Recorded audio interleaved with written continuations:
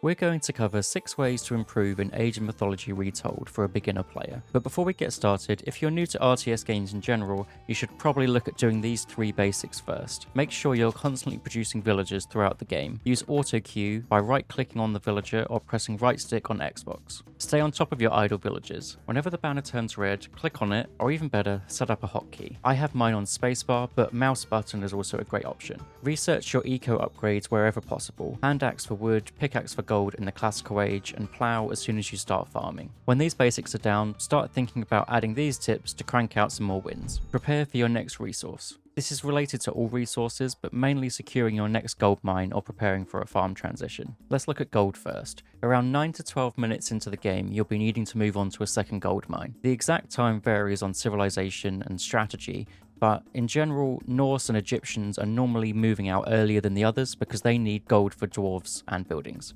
Some maps will allow for an easy safe gold mine either behind your starting base or defended by an early town centre, or behind some kind of natural barrier like a water or big cliff. And for these you don't really have to worry, but for most maps this will mean leaving your base and being a bit more vulnerable. Before moving out, you want to make sure that you've got enough gold in the bank to still make units while you're moving over to secure this gold mine.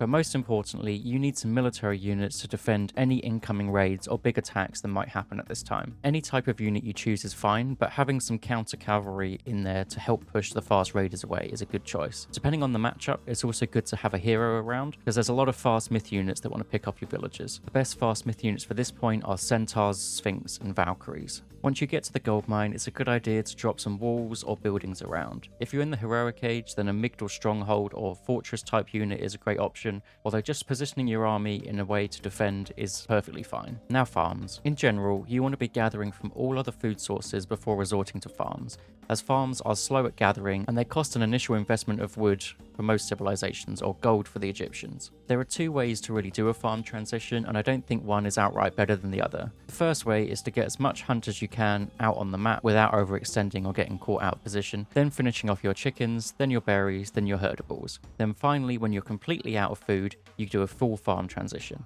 You'll likely need at least 1,000 wood in the bank to transfer all food gatherers over to farms. This does mean floating a lot of resources for a while and remembering not to spend it, otherwise you'll be completely out of food. I put together this table of roughly how much wood you're going to need for how many units you have, and you can see that you just need so many resources to get this done. The second way to do a farm transition is to gather up all the hunt again, the chickens and the berries, and then when you move over to your goats or herdables, start sending all new villagers over to wood or gold for Egyptians, and then slowly build farms as and when you have the resources. You can just take the villagers off of wood that you've put there and build farms. Technically this is less efficient, but I feel it's a lot more comfortable. Houses. A struggle for new players in RTS is always dropping down your houses. I remember when I got into AoE 2 competitively a long time ago, and I chose the Huns purely because of their bonus not needing houses and starting with full population. If this is you, then I'd suggest trying out the Egyptians. Although you still have to build 16 houses, they are all free. So after dropping down your temple in the archaic age, grab one labourer and task them to build all the remaining houses around your towers and in your base. This will take the villager a long time to do, but then you don't have to worry about it for the rest of the game. For the other civilizations, you just need to be aware of your population and listen out for the noise. The indicator in Retold is really useful, and it notifies you ahead of time with a small indicator, and then when it's completely maxed out, it has a more aggressive noise and flashes red. But to start building houses, you need the resources. Around 4 dedicated wood villagers should be enough to constantly build houses while also training an army. And then of course more wood gatherers if you want to build additional buildings or wood-based units. Ideally, you want to listen out for the population noise, jump back to your town, find and select a villager, build a house, and then put them back to the resource. But this can be quite APM intensive for new players, so I've got some potential ways to make this easier. One option is having one dedicated builder in your base for the early game. When you hear the population noise, use the idle villager button, or place one villager in a control group to quickly jump back and then place the house, and nothing more. Get back to the action and then rinse and repeat until your houses are finished. This of course does have the villager idle, but that's way better than being population blocked. If you get comfortable with that, the next step would be keeping the villager in a control group, but then shift clicking them back to their task for more efficiency. and then finally needing no control group at all. Any of these options is leaps and bounds ahead of getting population blocked, and then scrambling to drop houses with multiple villagers. If you do find yourself population blocked, however, I'd advise dropping at least 2 houses at the same time with 2 different builders, as if you just build one, you'll likely be pop blocked again as soon as the house finishes. Scout what your opponent is doing. Scouting in Retold is even more important than Legacy, as you can't see when your opponent is getting town centres. Scouting your side of the map is key in the early game to see where your hunt spots and gold mines are, and if there are any relics that could help your strategy, or even relics that are good for the opponent that you want to take away. But after this is done, you really want to see what your opponent is up to. Once you've painted their side of the map with your scout in the archaic age, take a look at what town centres, gold mines and hunt sources you'd most likely choose if you were them, and then make sure to periodically send scouts to take a look on these spots and maybe catch them out with an attack. This can be really important to decide where to attack and where to move your army. You also want to be scouting what they're building in terms of buildings and units. Let's go see what he's up to. Sick of defending myself. Pacifist, probably.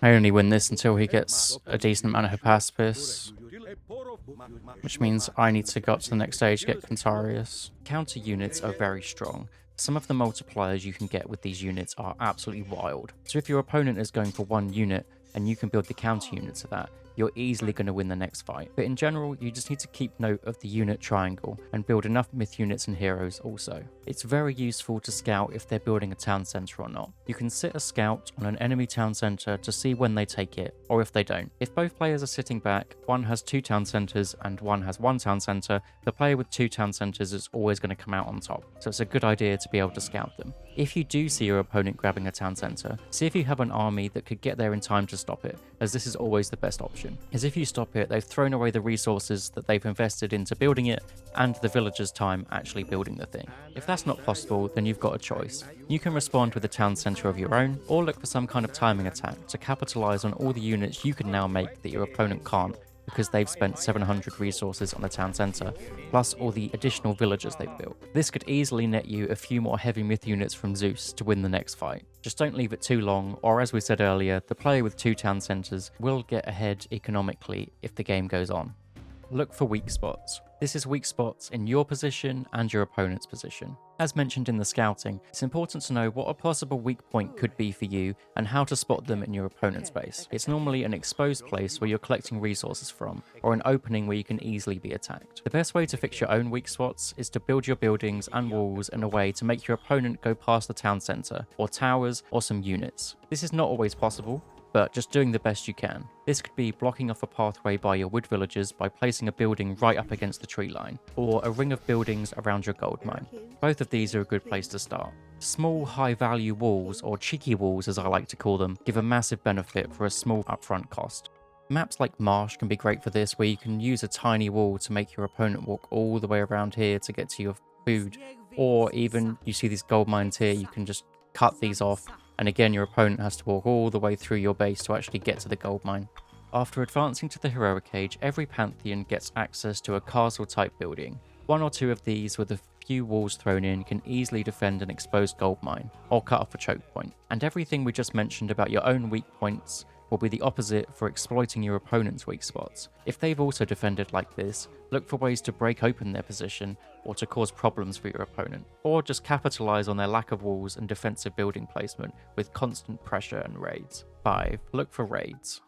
Learning from the last 2 points of scouting and weak points, add them together for raiding. The act of raiding is attacking your opponent's villagers or small group of units to pick them off or stop them from working. If you only defend your opponent's raids and not actively raid yourself, it can be very frustrating and it takes a lot of focus away from where the big fights happen. As hard as it is, it's better to raid at the same time as being raided yourself. This is something that took me way too long to realize. Raiding puts pressure on your opponent and forces them to react. This makes them spend more time on defending and alleviate the pressure from yourself. You don't need to use a lot of APM to get this done if you don't want to. Just run a handful of units over to where your opponent could be gathering resources and just let them do their thing. Even if they don't end up getting kills, pulling your opponent's attention away and causing villager idle time could cause you to pull ahead. A great option is to send 1 or 2 myth units over to an enemy gold mine while attacking them somewhere else. The noise of them being attacked will play once, and you could get away with a fair amount of villager kills before they notice.